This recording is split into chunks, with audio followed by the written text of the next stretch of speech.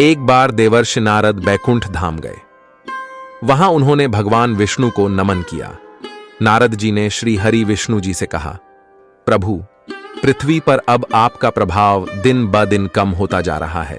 धर्म की राह पर चलने वालों को कोई अच्छा फल नहीं मिल रहा है।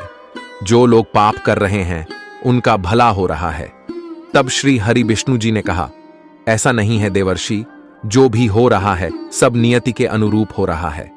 नारद बोले, मैं तो देख कर आ रहा हूं प्रभु, पापियों को अच्छा फल मिल रहा है, भला करने वाले, धर्म के रास्ते पर चलने वाले लोगों को बुरा फल मिल रहा है।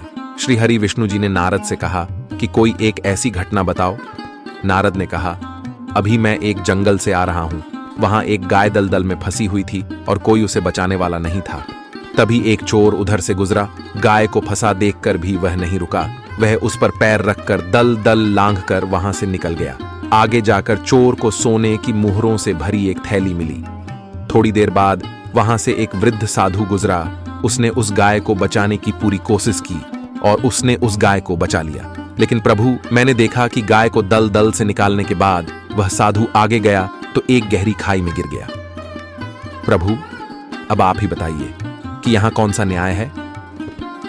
नारद की बात सुनने के बाद प्रभु बोले, यह सही ही हुआ कि जो चोर गाय पर पैर रखकर भाग गया था उसकी किस्मत में तो खजाना था, लेकिन उसके इस पाप के कारण उसे केवल कुछ मुहरें ही हाथ लगी। वहीं दूसरी तरफ उस साधु को खाई में इसलिए गिरना पड़ा क्योंकि उसके भाग्य में मृत्यु लिखी थी, लेकिन गाय को बचाने के कारण उसके पुण्य बढ़ गए और उसकी मृत्यु एक छोटी सी चोट में बदल गई।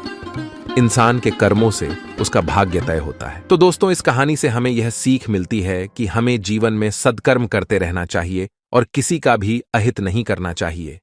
दोस्तों, यदि आपको कहानी अच्छी लगी हो तो कहानी को लाइक शेयर करें और चैनल को भी सब्सक्राइब कर लें ताकि आने वाली कहानी का नोटिफिकेशन आपको मिल सके। धन्यवाद।